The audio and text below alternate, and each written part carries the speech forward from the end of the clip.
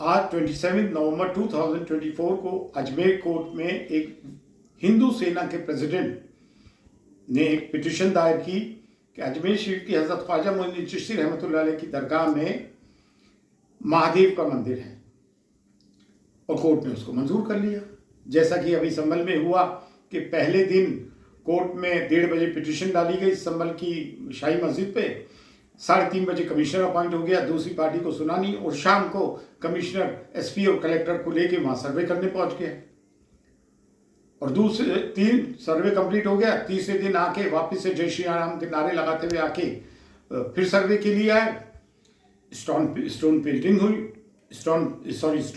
हुई होनी थी। जब आए दिन आप हमारी चीज़ों के साथ छेड़छाड़ करोगे, फिर पुलिस ने गोलियां बरसाई, 5 हमारे मासूम नौजवान मुसलमान मारे गए। उस पर यह कहना कि पुलिस की गोली से नहीं मरे। कभी बुलडोज किए जाते हैं हमारे मुसलमानों के घर, कभी मॉब लिंचिंग की जाती है, कभी दरगाह खानगाहें शहीद की जाती हैं।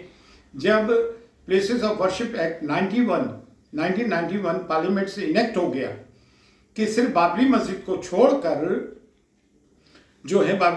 छोड़कर जितनी भी प्लेसेस ऑफ वर्शिप हैं 1947 तक जो उनका स्टेटस को है वो ही रहेगा, उसका स्टेटस को बदलेगा नहीं। तो फिर ये बाबरी मस्जिद का फैसला आया, हमने जहर का घूंट पीकर उस फैसले को बर्दाश्त किया। जबकि 5 बेंचेस जज का ये कहना था कि वहाँ पे बाबरी मस्जिद demolition was a criminal act, एक क्रिमिनल एक्ट है और वहाँ कोई मंदिर के ऐसे अवशेष नहीं मिलते हैं। फैसला हमारे हक में था, उसके बावजूद भी एक मेजॉरिटी कम्युनिटी को दे दिया। हमने जहर का प्याला इसलिए पिया देश हित में कि देश में अमन शांति रहे। लेकिन कौन सी अमन शांति रही? क्या हुआ? वही की वही, एक मस्जिद क्या गई, ये तो तमाम मस्जिदों पे कब्जा करने की सोचने लग गए। ये तो आए दिन का हो गया, कभी दरगाहें खानगाहें शहीद होती है, कभी कुछ होता है। और कांग्रेस के ज़माने में जब एक्ट आया था तो कांग्रेस क्यों नहीं बोलती है? और प्राइम मिनिस्टर ऑफ इंडिया खामोश क्यों हैं?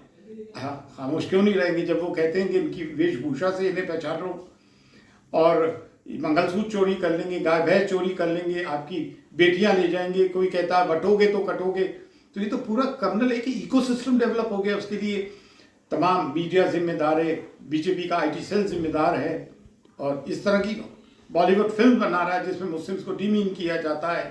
तो भाई आप ये जो एक्ट बनाए प्लेसेस ऑफ वर्शिप एक्ट 1991, इसको आप रिपील कर दें। कोर्ट कचहरी के सारे से क्यों अंदर आ रहा है और हमारी चीज़ों पे कब्जा कर रहा है? जब आप इसको रिपील कर देंगे, हमें भी ये रहेगा कि भाई वर्शिप एक्ट खत्म हो गया। आप में ताकत होगी, आप कब्जा कर लीजिएगा, हमारे में ताकत हो जाएगी, ताकत होगी तो हम अपने कब्जे को बरकरार रहने देंगे। ये तो देश हित में नहीं है, ये देश को नुकसान हो रहा है। मैं कमेंट बॉक्स में जाके देखता हूँ हिंदू भाइयों के कमेंट्स में जय श्री राम, हर हर महादेव थम्स अप करते हैं। अरे ये तुम्हारी नौकरियां खा गए, ये बेरोजगारी पैदा कर दी, ये महंगाई तुम्हें दिख नहीं रहा है। सिर्फ धर्म की ओपीएम पे आप लोग जिंदा हैं। और ख्वाजा मोइनुद्दीन चिश्ती की तो वो दरगाह है जहाँ हर धर्म जाति संप्रदाय के लोग आते हैं।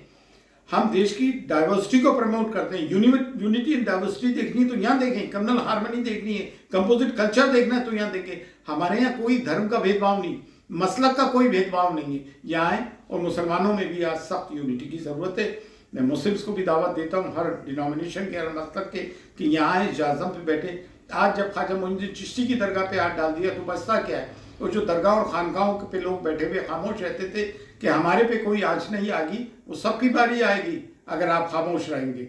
देश हित में ये सब अच्छा नहीं हो रहा है। और कब तक हम ये जुल्म ज़्यादतियाँ बर्दाश्त करेंगे? It's enough.